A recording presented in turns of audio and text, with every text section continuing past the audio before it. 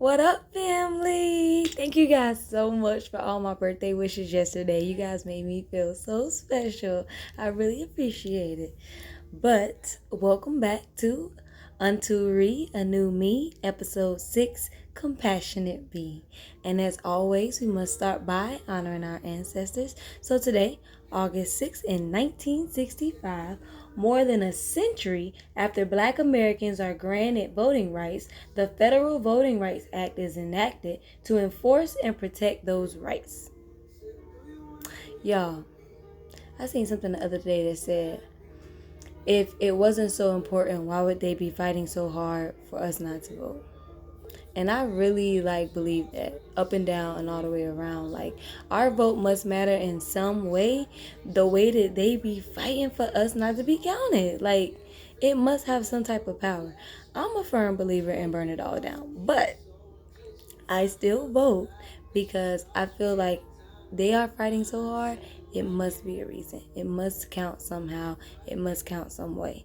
And I ain't gonna miss out on the opportunity for it to possibly count.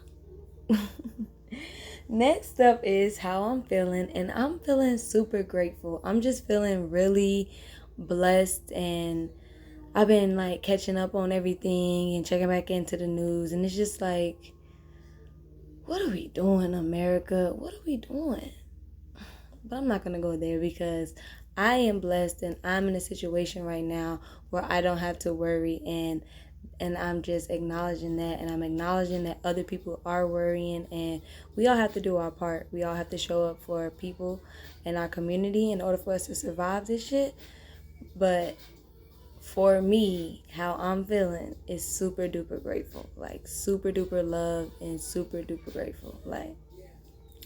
As far as my self-care goes today, I super duper smashed them shits. I even got Spanish in today. I got everything done today. And I honestly was not in high spirits today.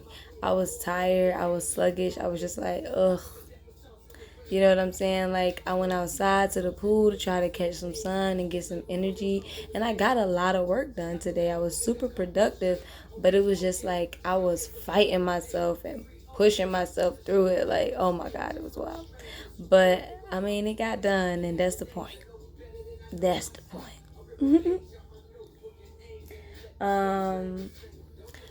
Today I was reading this book called We Want to Do More Than Survive by Bettina L. Love.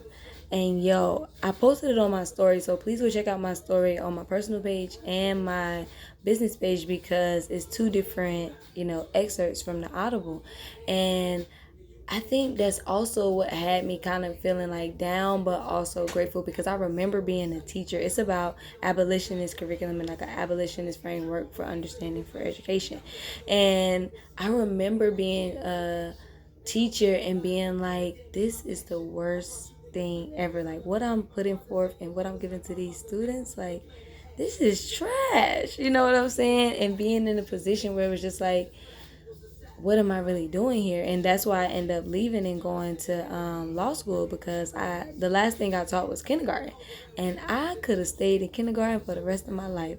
I could have hung out with 5-year-olds forever and ever and ever and ever and ever. I'm trying to tell you. I'm trying to tell you. But I saw myself getting comfortable and kind of not honoring myself and my hopes and my dreams. I've wanted to be a lawyer and a social worker since the 3rd grade. Straight up.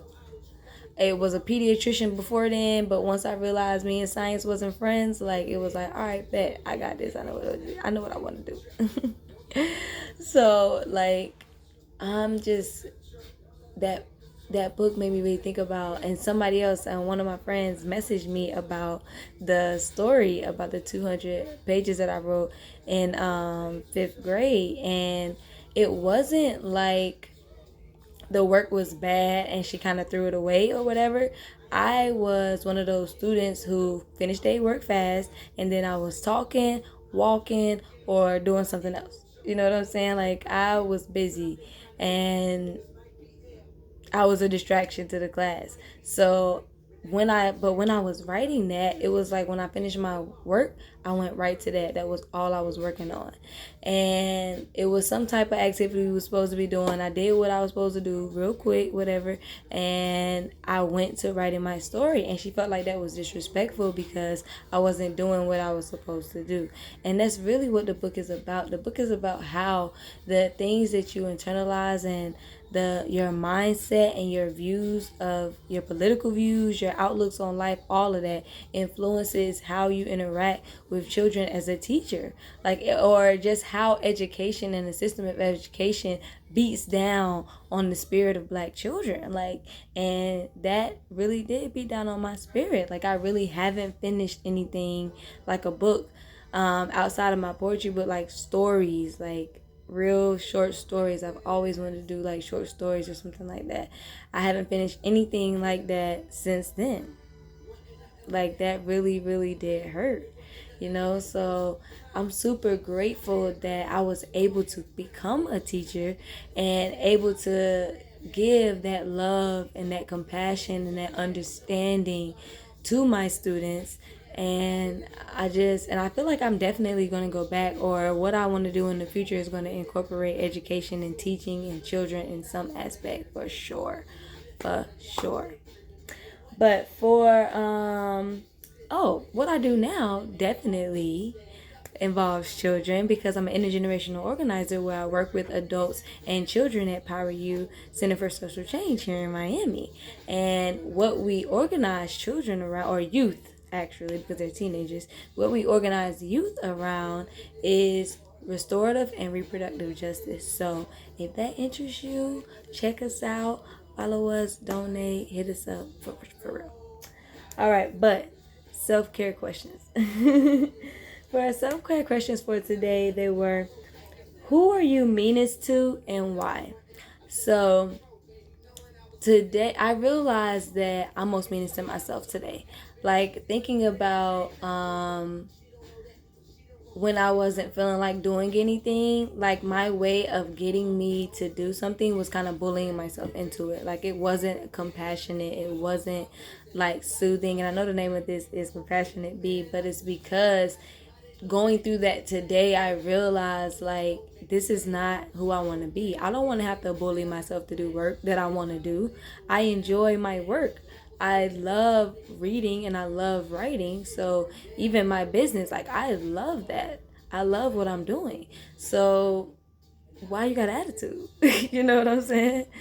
So that's not who I want to be. I want to be Compassionate Bee. I want to show myself, the love and the care that I would show one of my students, because I'm learning, I'm unlearning, and I'm relearning. Like, and I have to really understand that healing is not linear, healing is not easy, healing is not quick. I have to understand that this is going to be a rough journey, but I'm going to get the work done so that I can live the life that I want to live, and so that I can have the things that I want to have. Like, it is what it is. I want freedom. I want liberation for all my people. I can't fight that fight. I can't stand up every single time that I need to. I can't use my voice in the way that I want to unless I take care of myself first. It's a reality. And whatever you got going on, you gotta think about that. But all of that made me think about, like, who am I most meanest to? Like, do I talk to anybody else the way that I talk to myself? And I can be pretty mean. I know it. But I don't talk to anybody the way the voice in my head talks to me. Like, for real. And it's rude and it's disrespectful, and I don't want it. Got to go. And then think about why.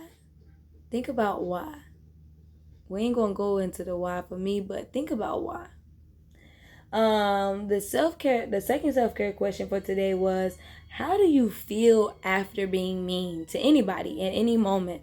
And thinking about that, like, once I bully myself into doing my work, I realized like I still didn't feel better. Yeah, it was done, but it was just like I did it because I wanted me to shut up, really. Like, you know what I'm saying? Like, I didn't want to keep thinking over in my head like, oh my God, you should be doing your work. Like, what are you doing? Why are you just not doing anything? Da, da, da. You know? So how do you feel after you're being mean? This also relates to education, because as a teacher, when I was not feeling good, or like I was in a mood, when I took that out on my kids, on my students, yo, like I felt like shit afterwards. Like I felt like, bruh, what you got going on ain't got nothing to do with them. You did not have to respond in that way. You need to go over there and fix this. You need to go over there and apologize and make sure that like everything is okay.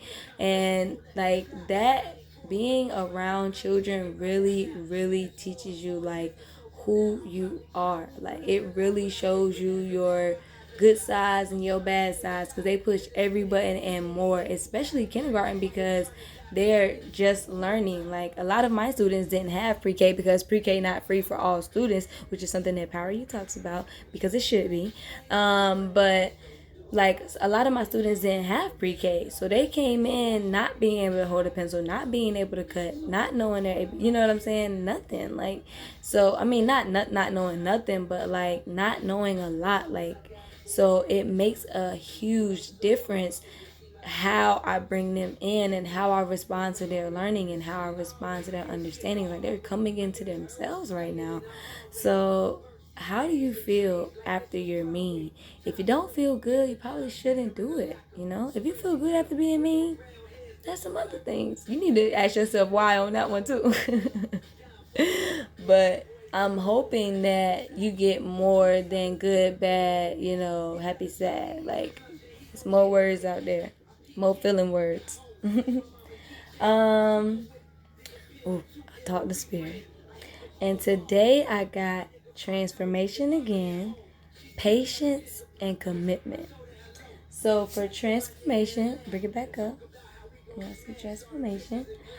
What stood out to me today was you're on fertile ground and what you're carrying will soon be birthed.